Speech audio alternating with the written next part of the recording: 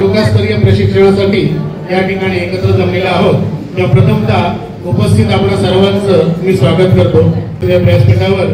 तर त्यांचं या ठिकाणी मी आपल्या पूर्ण प्रशिक्षणाच्या वतीने शब्द सुमनाने स्वागत करतो। त्याचप्रमाणे हे प्रशिक्षण या ठिकाणी जे आयोजित केलं आहे ते आपल्या विशेष साधन व्यक्ती या ठिकाणी उपस्थित आहेत, त्यांचंही या ठिकाणी स्वागत। आणि 10/11/2025 ते 12/11/2025 या पिढीचे प्रशिक्षण इथे पार पडणार आहे।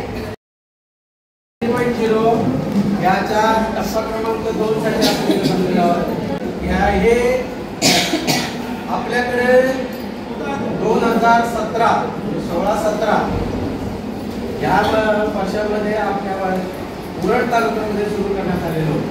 तर मुठा फाउंडेशन यांच्याकडून प्रशिक्षण आपल्याला आलेलं आहे। त्याने आत्मसात त्याचा वापर करता येईल। वर्धन म्हणजे त्याने एक अंगीकारली पाहिजे स्वतः। आणि वर्धन काय करायचं आहे, त्या मुलाच्या अंगी ते आहे, तुम्ही जे बोलत तर वेगळ्या भाषेत आहे। मुलाच्या अंगी मूल्य आहे, त्याला ती मूल्य घरामध्ये दिलेली आहे। शिका ही पुनरावृत्ताची होणार आहे, म्हणजे आपण आजच्या दिवसाचा मागोवा। आणि हा इथे प्रशिक्षणाचं या वैशिष्ट्य असं आहे की डायरेक्ट या प्रशिक्षणासाठी सर्वांनी वेळेत उपस्थित राहू, जी गटकार्य होतील त्याच्यामध्ये उत्स्फूर्तपणे सहभाग घ्यायचा। मोबाईल सायलेंट, तासिका लक्षपूर्वक ऐकून गप्पा करून वर्गात स्वच्छ वर्गात शांतता पाहिजे। बाहेर करायचं असेल तर 16 वाजता विचारूनच बाहेर जाऊ।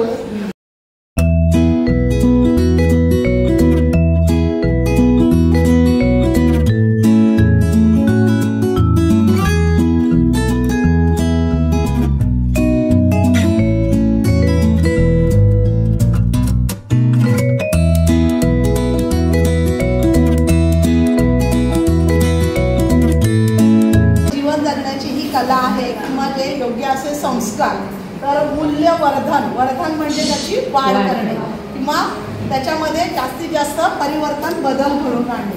शाळेमध्ये जास्तीत जास्त त्याच्यावर संस्कार होतात किंवा प्रत्यक्ष अप्रत्यक्ष कळत न कळत तो सगळे संस्कार किंवा सगळ्या आचार विचार पद्धती संस्कार आणि त्याच्याला खास गरज करणारी मुलं आहेत की एकत्रित कुटुंब पद्धती ही खूप चांगली पद्धती होती आणि त्याच्यात अनेक संस्कार विवेकी आचरण करणार आहे शब्दाचा अर्थ सांगते किंवा एखादा प्राणी दिसतो त्यावेळेस त्यांना जे अनुभव असतात तेव्हा ते नीटपणे तिथे म्हणजे काय निर्णय घेतला पाहिजे किंवा आपण शिक्षकांपर्यंत सांगितलं पाहिजे। आता कोण आपण कशासाठी आपण म्हणतो ना ही गोष्ट माझीच आहे, तर ती आपली माझीच नसताना ती सर्वांच्यासाठी आहे।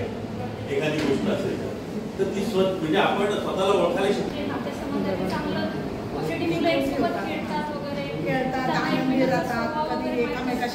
परसबागेसोबत त्यांना आवड निर्माण त्यांच्या घराशेजारी किंवा घराजवळ पण ती पर्यावरणाची काळजी कशी घ्यावी ह्या तासिका घेऊन त्यांची नोंद ठेवायची, कुठेतरी त्याची नोंद ठेवायची।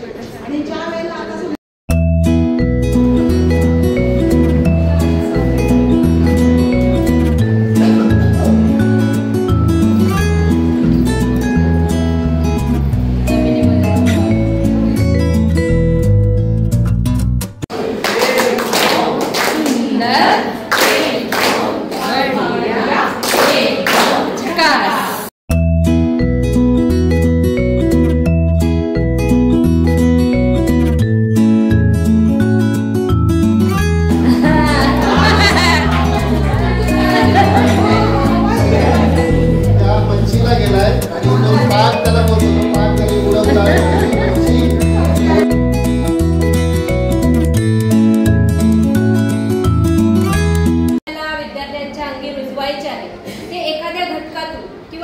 पाठ्यक्रमातून आपण रुजवतो, म्हणजे एखादा घटक घेऊन त्यातून ते रुजवलं जावं अशी त्या पाठ्यक्रमाची किंवा अभ्यासक्रमाची अपेक्षा असते। पाठ्यपुस्तकातील एखादा धडा शिकवतो, कोण कोणास काय म्हणाले असे प्रश्न असतात, परंतु मूल्य संवर्धन करताना आपण जी सूचना देतो प्रत्यक्षात मुलांना आपण शाळेत रोज सकाळी येण्यासाठी प्रोत्साहित करत असतो. पुस्तिकामध्ये शिक्षकांसाठी आणि मुलांसाठी अशा 2 पुस्तिका आहेत. त्यामध्ये शिक्षकांसाठी जे आपल्याला आहे त्यामध्ये सूचना किंवा तुम्ही ती कृती कशी करून घेऊ शकता अशा प्रकारची आपल्याला माहिती दिलेली आहे. उपक्रम किती असेल म्हणजे अनुभव घेण्यासाठी एखादी केलेली कृती म्हणजे उपक्रम. या शब्दाचा उपक्रम याचा अर्थ आहे. उपक्रम म्हणजे काय असेल तर आहे की विद्यार्थ्यांनी उपक्रमामध्ये स्वतः काही कृती करत त्याबद्दल अध्ययन अनुभव किंवा अध्ययन साध्य करण्यासाठी साध्य होतात. 4थीच्या उपक्रम पुस्तिकेमधला विभाग दुसरा आहे स्वच्छी जाणीव आणि याच्यामधला मी असा मी अशी हा घटक निवडलेला आहे. तिच्या घरी आणि बाबा आणि बहीण आहे. ती करंजाला राहते आणि तिचा आवडता विषय आहे विज्ञान आणि परिसर अभ्यास. तिचे छंद आहेत नृत्यकला आणि चित्रकला आणि तिला पण शिक्षकच व्हायचं आहे. तिच्या घरात तिचे आई बाबा भाऊ बहीण राहतात. ती आधी वर्धाला आहे. तिचा आवडता विषय गणित आहे. तिचा आवडता छंद वाचणे आणि लिहिणे आहे आणि तिलाही गोष्ट शिक्षक आणि समोर किती स्क्रीन वापरायची आहे किती नाही वापरायची. आता तुम्ही मनात कुठेतरी भीती राहील हे त्याच्या वाईटासाठी आपण करत नाही, चांगल्यासाठी करतो.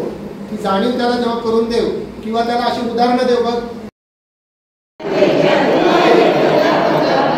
माझ्या हातामध्ये जादू आहे बघा बघा बघा. माझ्या हातामध्ये जादू आहे बघा बघा बघा. कधी कधी माझ्या डोळ्यावर जाता. कधी कधी माझ्या